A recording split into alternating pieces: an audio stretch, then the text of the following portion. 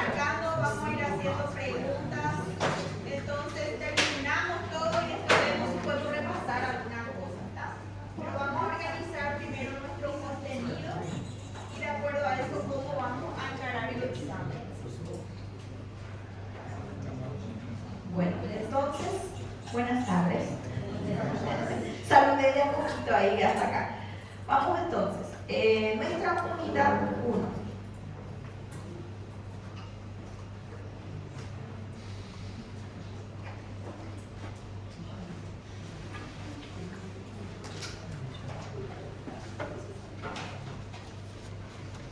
¿Qué es molécula? Ahí empezamos. Slide número 15.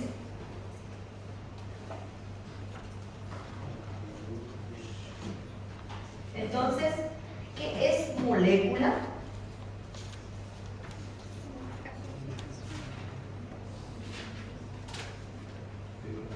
Después ponemos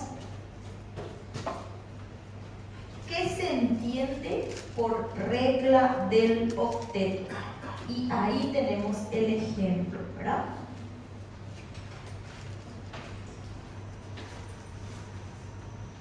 Eso tenemos que saber para poder, ¿verdad?, entender todas las partes de las reacciones que se metabolizan en el organismo, cómo se van uniendo esos átomos, ¿verdad?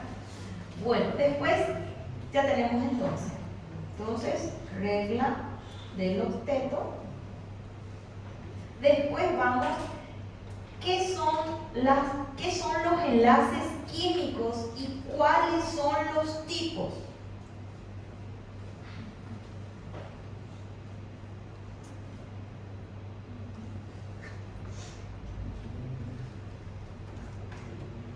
Describir brevemente qué se entiende por cada uno de ellos, cómo ocurre un enlace iónico, cómo ocurre un enlace covalente y un enlace metálico. ¿Bien? Entonces, ¿qué son los enlaces químicos y cuáles son los tipos?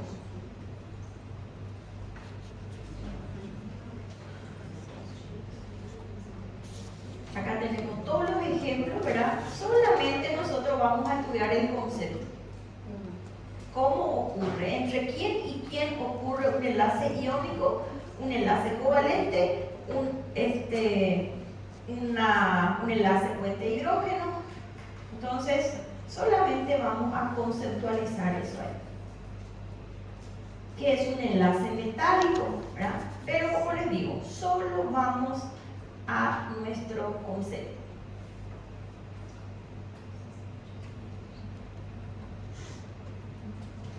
Bueno, después vamos al slide número 35. Pueden registrar sus slides, así entonces les va a ser más fácil para estudiar. Número 35. ¿Qué son compuestos químicos?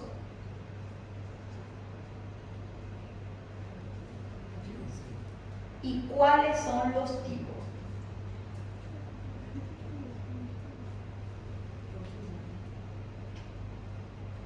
Acá tenemos entonces, ¿verdad? Acá empieza en realidad nuestra química o nuestra bioquímica, que es ¿qué cosa? Vamos a empezar a determinar, ¿verdad?, la composición química del organismo vivo. Entonces ahí vamos a tener compuestos orgánicos y compuestos inorgánicos. ¿Bien? ¿Cuáles son los orgánicos y cuáles son los inorgánicos?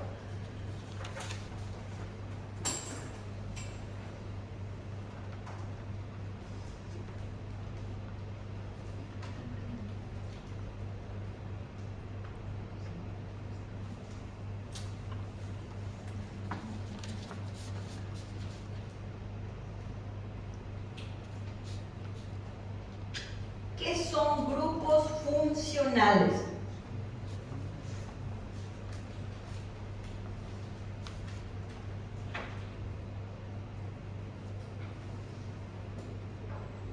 ¿Qué son grupos funcionales?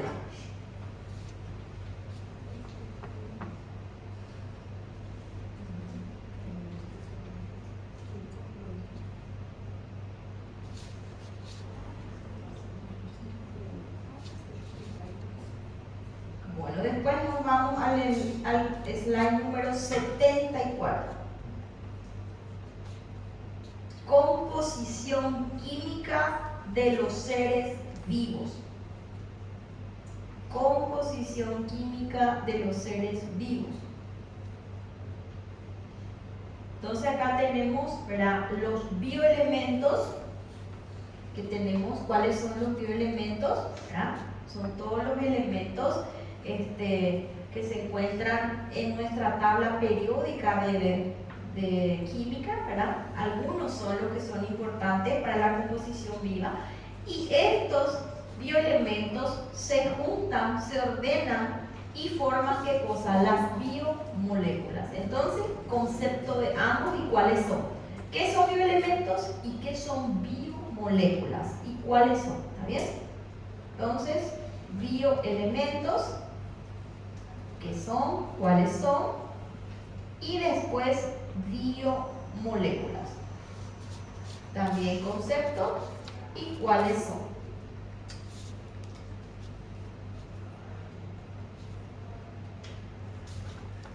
Entonces acá tenemos que los bioelementos, ¿verdad? ¿Cuáles son los? Ahí vamos a clasificarlo después nosotros por bioelementos primarios, ¿verdad?, y secundarios y oligoelementos. Entonces tenemos la composición química. Acá, por ejemplo, slide número 77, completo, ¿está bien? ¿Cuáles son los compuestos orgánicos? Y el porcentaje, 30%, 12, ¿verdad?, está compuesto por compuestos orgánicos.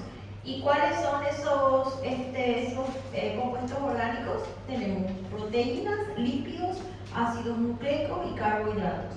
Y 70% del restante va a formar ¿qué cosa? Los inorgánicos. ¿Y cuál es el de mayor porcentaje ahí? El agua, ¿verdad? Entonces, llegamos a nuestro porcentaje 100, 70 agua, ¿verdad? Y el resto ya son compuestos orgánicos. Después, esto acá, gente. Número 79 también completo, ¿sí?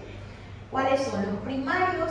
¿Cuáles son los secundarios? ¿Y cuáles son los oligoelementos?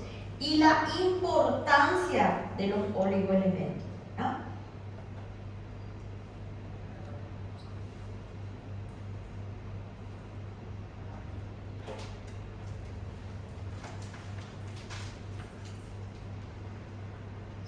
Bueno, ahora vamos a la página 82. La importancia de los bioelementos secundarios. Esto también nosotros lo llamamos, cuando ya estamos, ¿verdad?, con la parte de todo lo que es diagnóstico, electrolitos. Electrolitos. ¿Qué se entiende por electrolito? ¿Qué cosa? Los valores, ¿verdad?, o el equilibrio que hay entre el sodio y el potasio, ¿verdad? ¿Qué hacen esto? Regulan ¿qué cosa? ¿Cuál es la importancia del sodio y el potasio? Mantiene el equilibrio, ¿verdad?, entre líquido intracelular y extracelular, ¿verdad?, a través de la membrana semipermeable. Entonces, ¿qué hace? Mantiene las constantes, ¿verdad?, tales como presión osmótica, equilibrio electrolítico, regulación del equilibrio de líquidos. Entonces, esto completito, 82 completito. La importancia del sodio y el potasio. ¿Cuáles son las funciones del sodio y el potasio? Esto ustedes, el día que sean médicos, lo van a ver, pero 24 horas al día, ¿verdad? Que es importantísimo esto acá. ¿Por qué? Porque el impulso nervioso depende de la presión arterial depende de los latidos cardíacos dependen de esto, el equilibrio hídrico en el organismo depende del sodio y del potasio. Sodio es lo que mantiene el equilibrio hídrico y potasio es presión o impulso cardíaco. Entonces, acuérdense siempre, si usted quiere saber si un paciente está hidratado, deshidratado, sodio. Si un paciente está con la frecuencia cardíaca acelerada, entonces es potasio. ¿Está bien? Entonces, eso lo vamos a dar después, no se preocupe. Vamos a dar el caso clínico. Entonces, página 82 completo. Después tenemos, continuamos con la página 83 para entenderlo un poquitito también. Después, calcio, la importancia del calcio. El calcio también tenemos dos formas de calcio en el organismo. El calcio que se encuentra en los huesos, ¿verdad? Que es el que provee al organismo de todo el calcio que es utilizado, y tenemos también el 1% que se encuentra en los fluidos y tejidos, que es el llamado calcio soluble. Es necesario como cofactor ¿para qué? Para la irritabilidad neuromuscular, automatismo cardíaco, contracción muscular y coagulación sanguínea. Entonces, calcio y funciones, ¿está bien? ¿Cuáles son las funciones del calcio y cuáles son las formas en que se encuentra el calcio en el organismo? ¿Está bien? Formas en que se encuentra en el organismo. Ya sabemos que en los huesos, ¿verdad? El 99% está en el hueso, pero ese 1% actúa como cofactor en todas estas funciones principales. Bueno, después tenemos, fíjense, la cantidad de funciones que tiene el calcio. Magnesio. ¿Cuál es la importancia del magnesio? Todo lo que es energía, ¿verdad? Lo vamos a relacionar con el magnesio. Entonces, todo lo que es energía, todo lo que es metabolismo, ¿verdad? Información de ATP, AMP cíclico, transporte, o sea, todo lo que es energía. Entonces, la importancia del magnesio. Después tenemos el yodo. El yodo sí que ya sabemos todo, ¿verdad? Que es importante ¿para qué? Para la síntesis de las hormonas tiroideas. Después tenemos entonces el yodo. Bueno, después tenemos, estos son bioelementos secundarios. Ahora vamos a los bioelementos o oligoelementos. ¿Qué eran los oligoelementos? Eran vestigios, ¿verdad? Porcentajes vestigiales. ¿Qué quiere decir? Exacto, pequeña proporción, ¿verdad? Pero que son muy necesarios como cofactores. Y acá el principal entre todos tenemos al hierro, que es necesario ¿para qué? Para la formación de ¿qué? De hemoglobina y mioglobina, que lo tenemos ahí de ejemplo, ¿verdad? Entonces tenemos que el hierro, ¿verdad? Es necesario ¿para qué? Para la composición de la hemoglobina, o sea, del grupo hemo, actúa como cofactor. ¿Se acuerdan que la semana pasada vimos nosotros enzimas? Y ahí vimos que eran los necesarios, ¿verdad? Algunos cofactores para ¿qué? Para hacer, actúan como catalizadores ayudando a las enzimas. Bueno, esa es la función del hierro. Bueno, ¿dónde se encuentra la reserva de hierro? De hierro, ¿verdad? Yo no sé qué le pasa a mi computadora, se va todo solito ahí, se muda. Bueno, entonces tenemos, ¿dónde se encuentra principalmente, ¿verdad? Hígado, vaso, médula ósea, y está unido, dice, a proteínas que son ferritina y hemosiderina. Entonces, este slide número 90 vamos a leer, ¿está bien? Por ejemplo, se les puede preguntar ¿dónde se encuentra la reserva de hierro en el organismo? O la proteína que contiene el hierro como reserva es la ferritina. O sea, de alguna de esas formas, ¿verdad? Se les puede preguntar. Bueno, después tenemos el zinc, el cobre, ¿verdad? Leer por lo menos flúor, ya lo sabemos también. Y eso hay. Entonces, eso es de nuestra unidad, nuestro contenido 1. Todo el resto, gente, ni lo miren, ¿está bien? Es muy vago todo. Vamos a ir a lo que realmente necesitamos saber para ser médicos. Bueno, vamos ahora, voy a mirar acá donde bajé, un ratito. Introducción. Porque hay doutora, de introdução é só com enfoque em las funciones orgánicas. No, eso dejen. Ai, Solo esto que estamos marcando, no. Eso ya es, como se dice, no da tiempo para estudiar todo eso. O estudiamos esto o estudiamos medicina. Uno de los dos.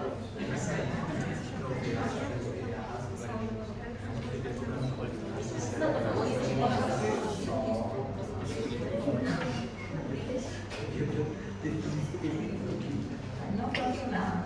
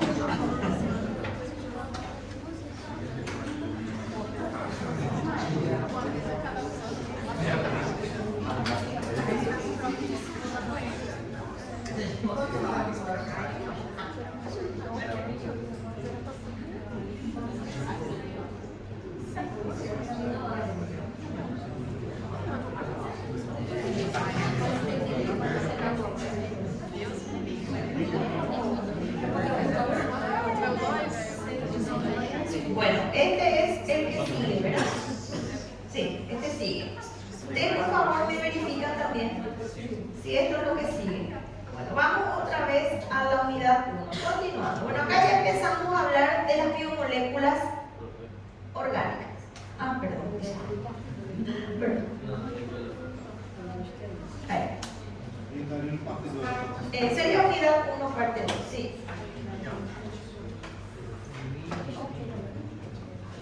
Bueno, ahora entonces vamos a... Esto ya es una generalidad, ¿verdad? Que cualquier idiota sabe, ¿verdad? Bueno, ¿qué sería nosotros, verdad? Bueno. O sea, por lógica ya sabemos, ya escuchamos, ya vimos 1000 veces eso ahí, no hace falta repetir. Ahora sí. Vamos, esto no es la misma cosa. não, porque... Creo que no. Não, Creo que doutora. no es lo mismo. ¿Será? Porque aí há um enfoque em proteínas, e a partir da diapositiva 3, proteínas, lípidos.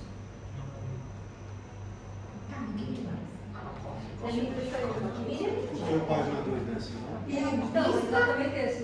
Miren, la misma. Acontece o seguinte, a gente tinha três partes 1, só cada grupo era agregado slides e Sim. a gente não tinha uma sequência. Sí. A parte 2 era o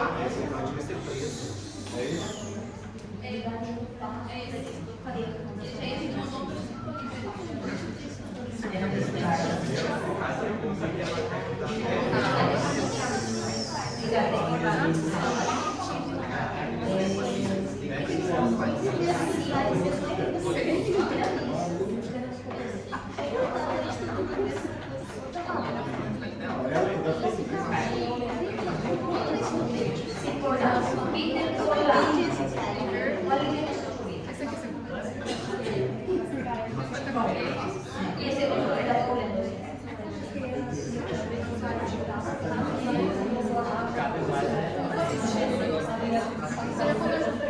Bueno, y el otro entonces vamos a borrar. Sí.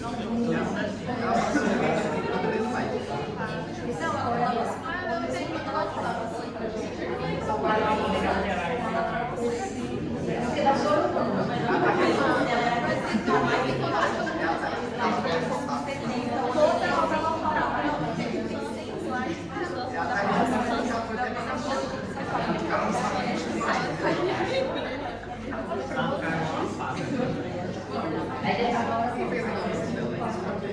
Claro. Bueno, ahora continuamos. Vamos entonces a nuestro, ¿qué son monómeros? Sí. Biomoléculas, introdução biomolécula. Bueno, entonces vamos a nuestro segundo contenido. Ahí tenemos biomoléculas, ¿verdad? Ya sabemos que son los carbohidratos, lípidos, proteínas, ácidos nucleicos y vitaminas, que es lo que vamos a estudiar todo este semestre. Ahora vamos. ¿Qué son monómeros y qué son polímeros? Yo quiero conceptos, ¿verdad? Monómeros y qué son polímeros. Bueno, después vamos a qué se entiende por homopolímero y qué son heteropolímeros. Todos conceptos.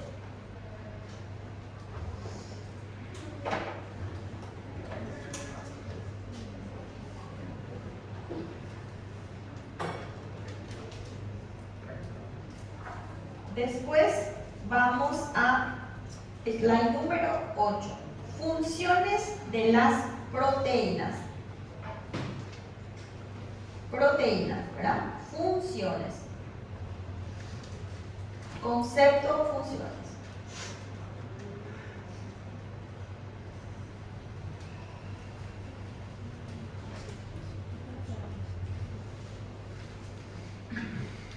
Después tenemos lípidos. Igual, concepto y funciones.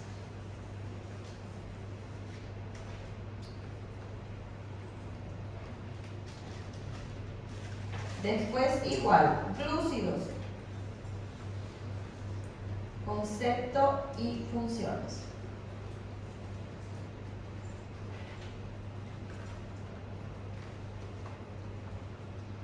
Ácidos nucleicos.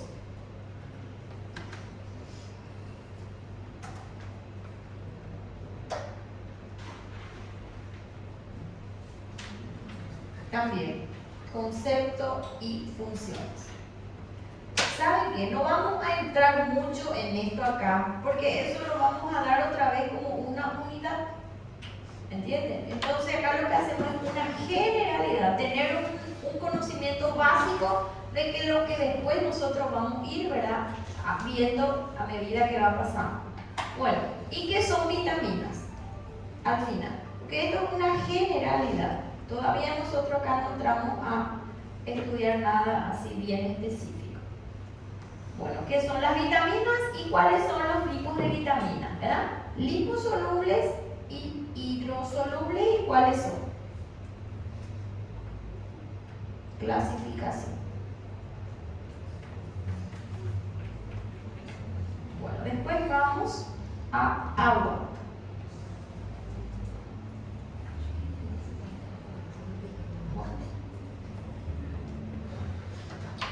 Vamos a agua. ¿Qué se entiende por soluto y qué se entiende por solvente?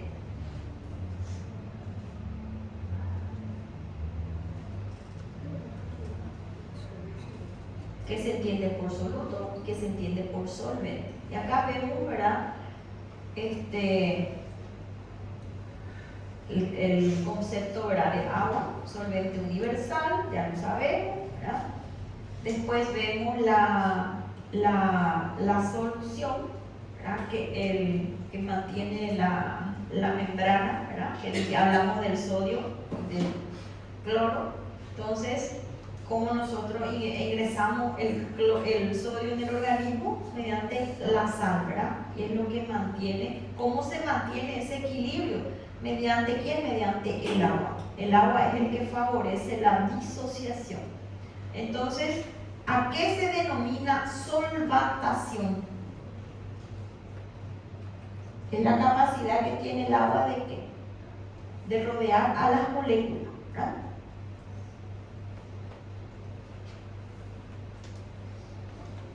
Solvatación y después disociación del agua.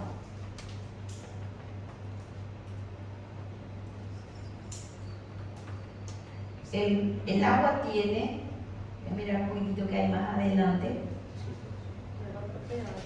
tiene el carácter, ¿verdad?, anfótero, por eso que es el solvente universal, excepto de los lípidos. ¿Por qué? Porque tiene la capacidad de donar, ¿verdad?, o de recibir protones que tenemos ahí. Y los protones, el hidrógeno es el que mantiene, ¿qué cosa? Mantiene el pH del medio.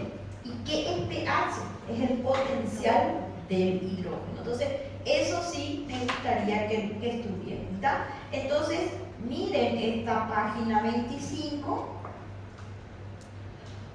Después, este concepto de potencial de hidrógeno, de pH, ¿verdad? Que el pH es el potencial de hidrógeno. ¿Qué hace el potencial de hidrógeno?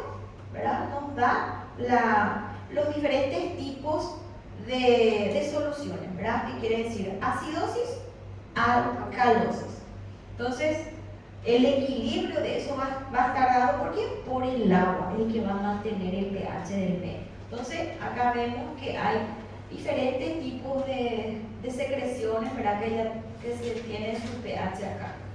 Bueno, la orina, ácido, sangre, piel, saliva. Bueno, esto es el ejemplo, ¿verdad?, de los pHs de los diferentes fluidos orgánicos. Bueno, acá lo que tenemos que saber, los ácidos son donadores, página 28. Son donadores de protones. ¿Qué quiere decir? Liberan el hidrógeno. Y las bases, entonces son aceptores de protones. Se unen al hidrógeno. Tienen carga negativa, ¿verdad? Bueno. Después dice acá tenemos, por ejemplo, también dice sistemas de tampones. Sistemas de tampón, el sistema de tampón,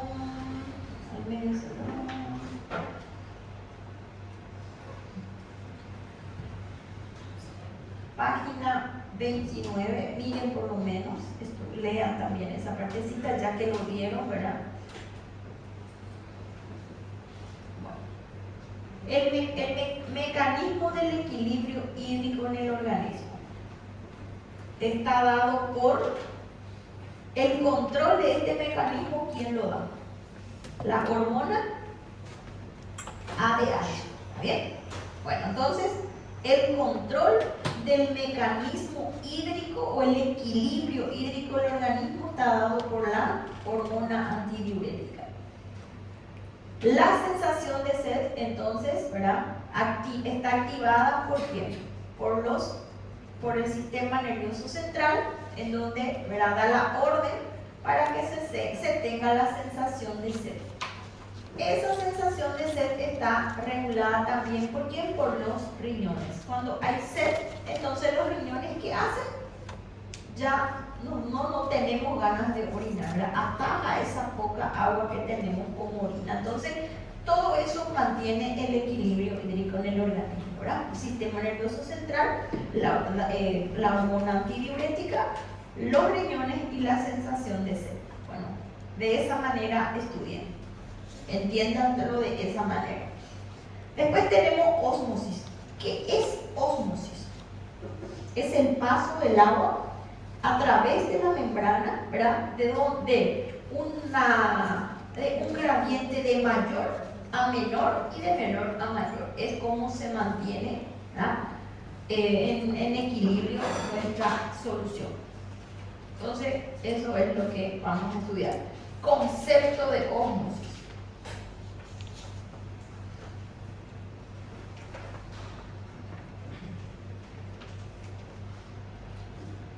¿A qué se refiere cuando decimos que el agua tiene dipolos eléctricos?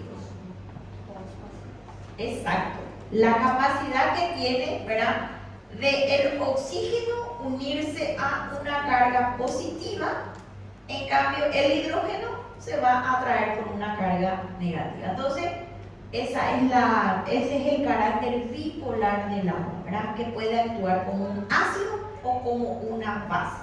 Y eso hace que sea, ¿verdad?, que tenga un concepto de dipolo. Tiene dos polos, una positiva que está dada por el hidrógeno y negativo que está dado por el oxígeno. ¿Está bien? Bueno, después tenemos los tipos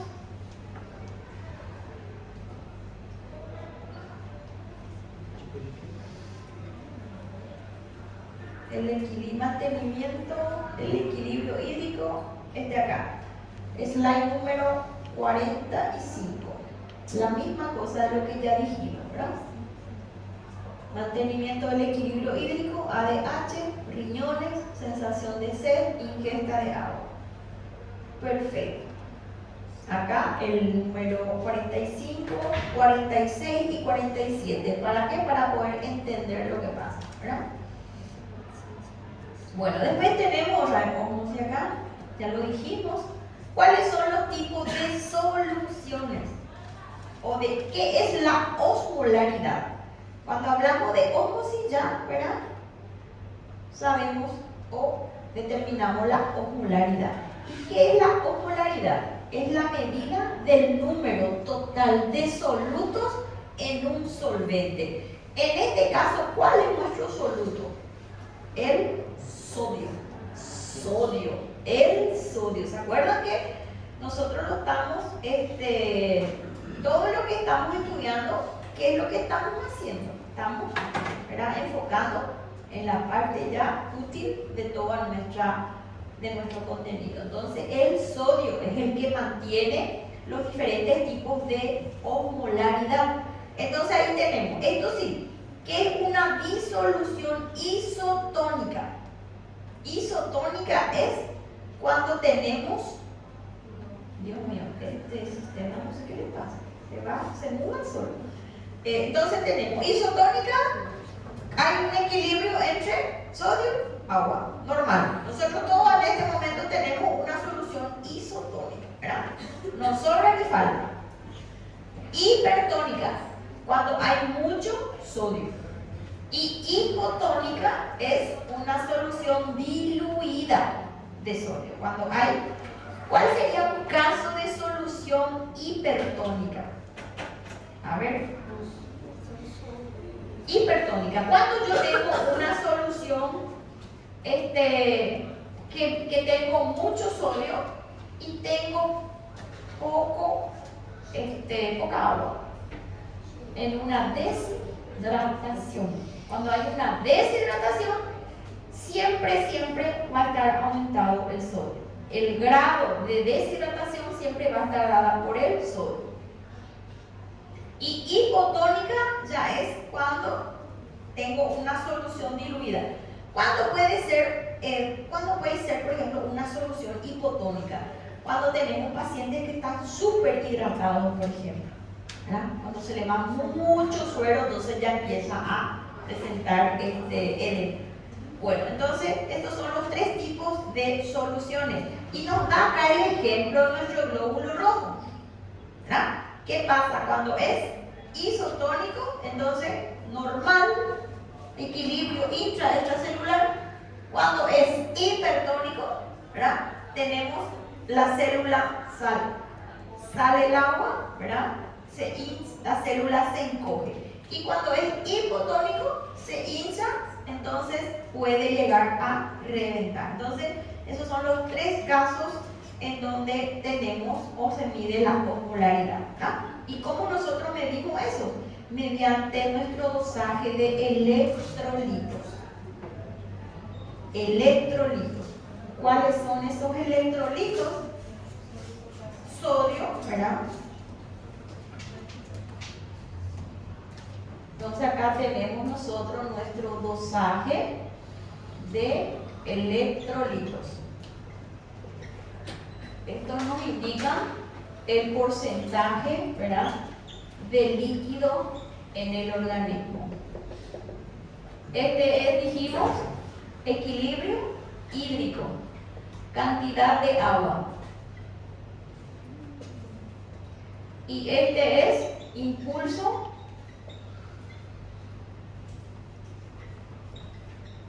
cardíaco. Y los otros dos regulan estos dos acá. Bueno, Después tenemos el ejemplo de nuestro glóbulo rojo, tenemos hipertónico, isotónico, hipotónico, la misma cosa. Bueno, pues tenemos ionización del agua, ácidos débiles y bases débiles. El agua pura está ionizada, pH otra vez. Acá, medición de pH. Bueno, acá por ejemplo, cuando nuestro pH está, tenemos una escala, ¿verdad? Del pH en donde del 1 al 6, al 5 es ácido, ¿verdad? Del 6 al 7 ya es alcalino. Para nosotros ya es alcalino, ¿verdad? Entonces, ¿pero qué pasa? Esto se refiere a diferentes tipos de soluciones. Cuando vamos a relacionar con la sangre, entonces ahí tenemos que acidosis es menor a 7.35 y alcalosis es mayor a 7.45, ¿verdad? Cada una de estas secreciones tiene un pH óptimo, pero eso lo vamos a estudiar cuando damos metabolismo, ¿verdad? Bueno, la medición del pH entonces es lo que va a determinar qué cosa, la acidosis o la alcalosis, nada más.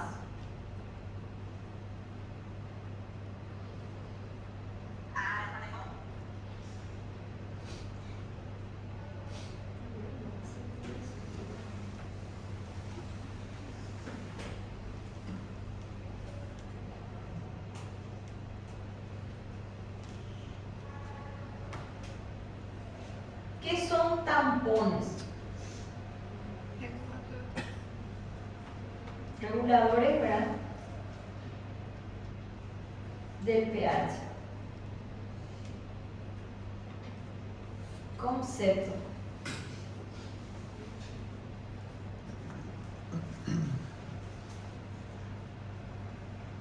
Bueno, hasta ahí. Después vamos al otro. Tenemos, dice trabajo en clase. No, aí já pode seguir para aminoácidos, eu creio. Aminoácidos. Creio que é quase isso, aminoácidos. Unidade 2, aminoácidos. Sim, sim.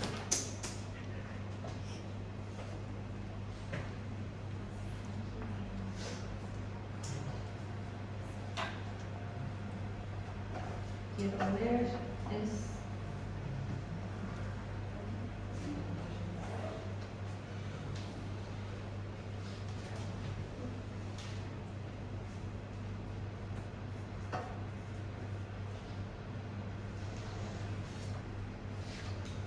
No sé dónde puedo apagar eso.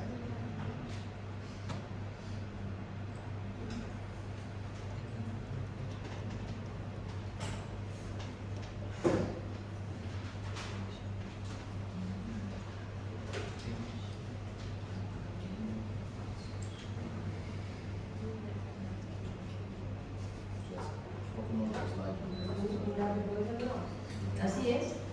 Voy a buscar acá.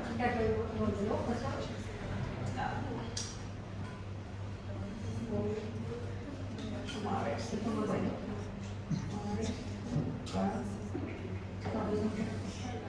Puede ser, ¿verdad?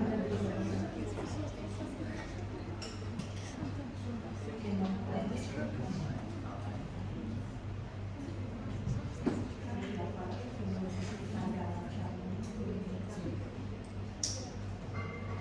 Por eso que yo no te pedí el material porque no iba a revisar nada a Jessica. Ya tengo este.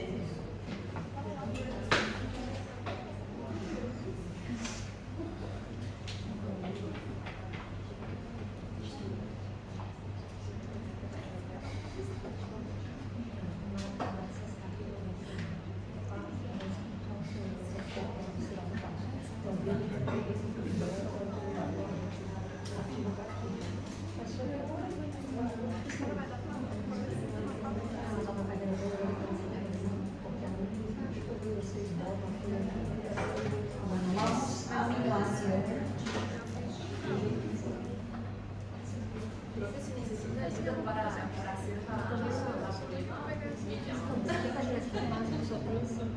Bueno, sería eso. Bueno, entonces, ¿qué son aminoácidos y cómo están formados los aminoácidos?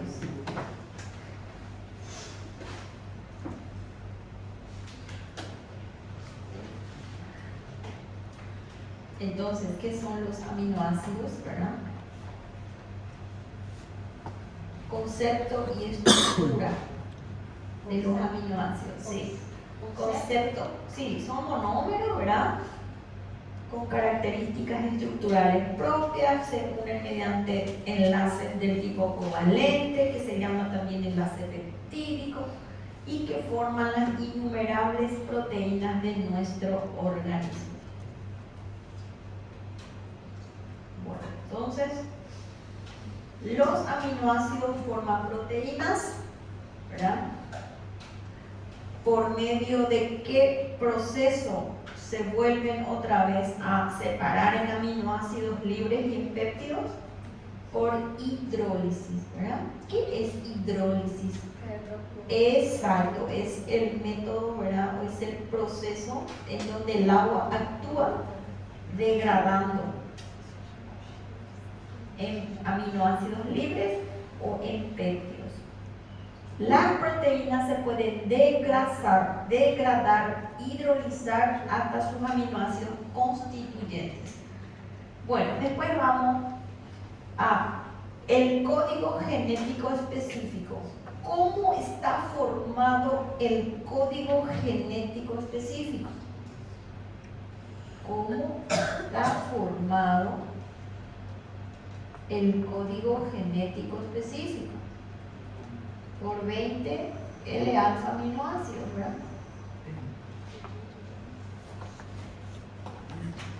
¿Cómo se producen estos aminoácidos? Por la combinación de ¿quién? De codones, ¿verdad? Acá. ¿Qué son codones entonces? Es la combinación de ¿qué? De 3 bases nitrogenadas. Eso sí tenemos que saber, y tenemos que saberlo de una forma, como se dice, bien así específica. Hay cosas que hay que saber y hay cosas que podemos ir a mirar, ¿verdad? Pero hay cosas que tenemos que tener en la punta de la lengua. Porque depende de eso todos los conocimientos que van a ir agregando ustedes. Bueno, entonces, ¿cuántas combinaciones de codones existen? Acá. 64, del cual 61, ¿verdad? Forman ¿qué cosas? Son los que codifican los 20 L-alfa aminoácidos. Bueno, después, clasificación de los aminoácidos, slide número 7. Tenemos los estándares y tenemos los no estándares. ¿Cuál es la diferencia entre ambos, verdad? Entonces, los estándares son 20 y los no estándares son todos los que se van formando a partir de los estándares, ¿está bien? Bueno, después tenemos, acá tenemos todos los 20 L-alfa aminoácidos que me gustaría que aprendan, ¿verdad? Pero vamos a la estructura de nuestro aminoácido. Por ejemplo, yo les pongo un tema, ¿verdad? Describir brevemente o dibuja la estructura química de un aminoácido. Que es re fácil ahí. Bueno, entonces tenemos acá, ¿verdad? ¿A qué se denomina este carbono o centro quiral? ¿Cuál es la excepción entre los aminoácidos con respecto a la quiralidad? La glicina, que es el único aminoácido que no puede tener L, ¿verdad? Ni D. O sea, no puede tener dos estructuras, ¿verdad? O no pueden formarlo en antiómeros, que vamos a verlo después. Bueno, Después tenemos a qué se denomina la palabra escuítero.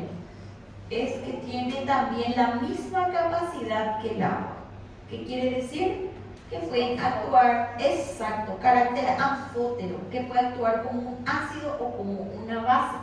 Entonces, el grupo amino, ¿verdad?, puede unirse ¿a quién?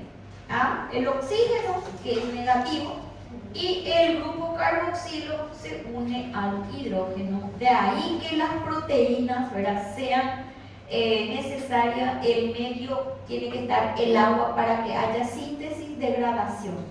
¿Por qué? Porque mediante el agua, ¿verdad?, se puede estabilizar también una proteína. Bueno, entonces, exacto, a eso se debe entonces el carácter híbrido de los aminoácidos. Después vamos a enantiómeros. ¿Qué son los enantiómeros?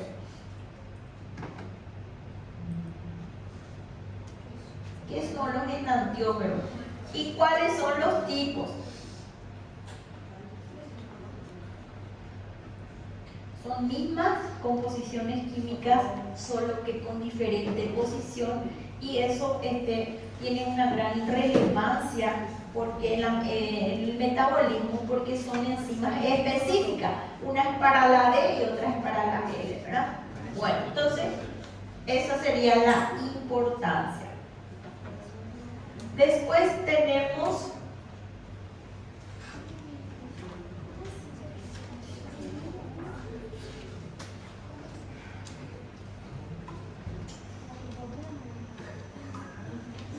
¿cuál es la importancia de la selenocisteína?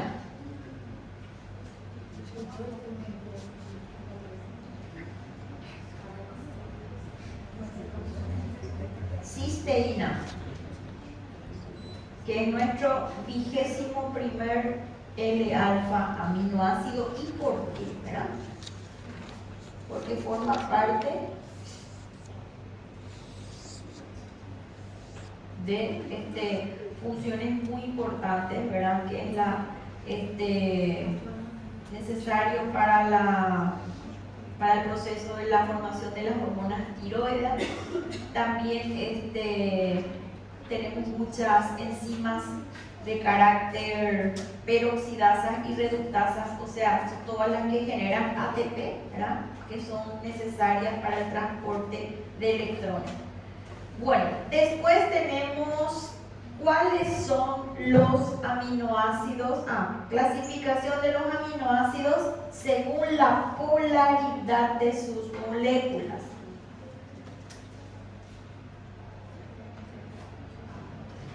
Clasificación de los aminoácidos según polaridad.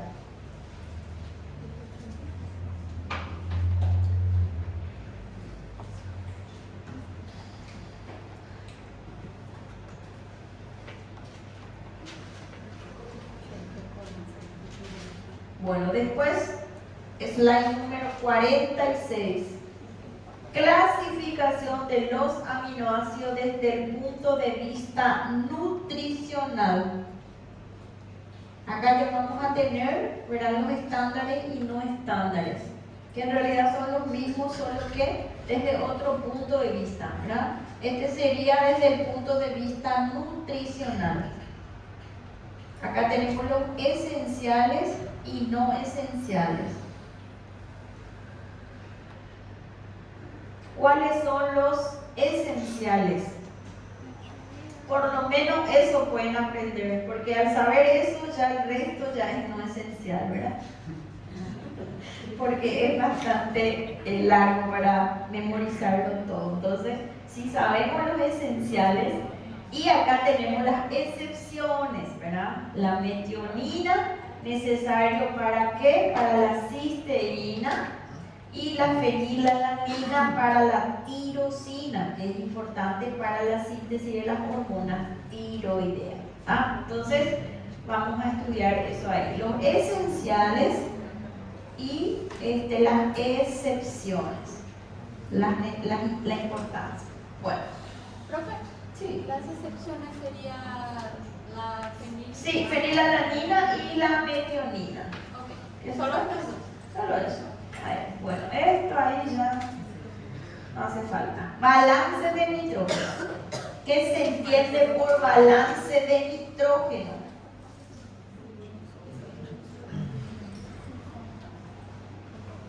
¿Qué es balance de nitrógeno? Y después vamos a estudiar cuando un balance de nitrógeno es positivo y cuando es negativo. Ejemplo.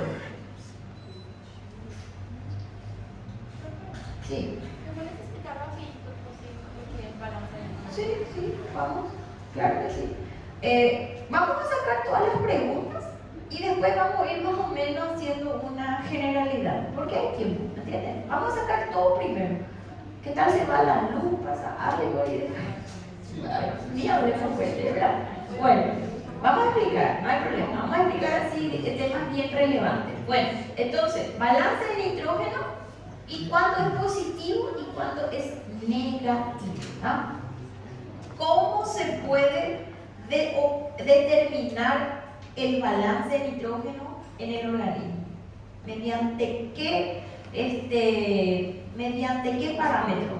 La urea. Entonces nosotros, ¿cómo se puede determinar el balance del nitrógeno? El balance del nitrógeno es la cantidad de, ¿qué cosa? Proteína ingerida y eliminada. Tiene que haber un equilibrio. ¿Y cómo se obtiene o cómo se verifica el balance de nitrógeno en el organismo? ¿Mediante quién? Mediante mi perfil renal. El perfil renal, ¿qué es el perfil renal? A ver, es la degradación de las proteínas, ¿verdad? De proteínas. Entonces, acá tengo la urea, es quien me va a dar el balance de nitrógeno. Si mi urea se encuentra entre 10 y 40, entonces quiere decir que mi nitrógeno está balanceado. Y luego tengo la creatinina. La creatinina ya me indica, por ejemplo, el filtrado glomerular. Me da ya el funcionamiento renal. Y luego tengo el ácido úrico. Los tres son productos de degradación de proteínas, pero la urea es el que me indica el balance de nitrógeno en el organismo. Por eso que nosotros, ¿verdad?, cuando tenemos, por ejemplo, una probable pancreatitis, vamos a pedir solamente amilasa y lipasa. ¿Por qué no pedimos proteasas? Porque si el balance, mi perfil renal está normal, quiere decir que no hay problema de proteínas. ¿Me entienden? Entonces, por eso, ¿verdad?, que siempre el nivel de proteínas es más difícil, o sea, no es tan necesario, excepto cuando hay, por ejemplo, enfermedades terminales, cuando hay problema hepático, cuando hay este acúmulo de líquidos, ¿verdad? En esos casos sí es necesario el perfil proteico. Bueno, después entonces vamos a péptido, ahí ya vamos a proteína otra vez. Bueno, hasta ahí. ¿Hay más? Uno más, ¿verdad? Tenemos proteína. Ese me pasaste también.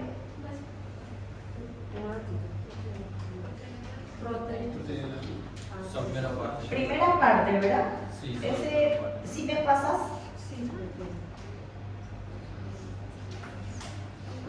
Aquí casos Me gustaría dejar los casos clínicos para cuando nosotros hagamos en clase y expliquemos y después recién meter en la prueba, ¿me entienden? Porque yo no sé el grado de cómo, qué vieron, qué entendieron, cómo aprendieron, ¿me entienden? ¿entienden? Entonces, para mí va a ser algo muy vago, así, ¿no? Sí. No, yo cobro lo que doy, ¿verdad? Y lo que es necesario también. No es todo lo que es necesario. Bueno, vamos, ¿me pasaste ya, Jessica? No todavía, ¿verdad?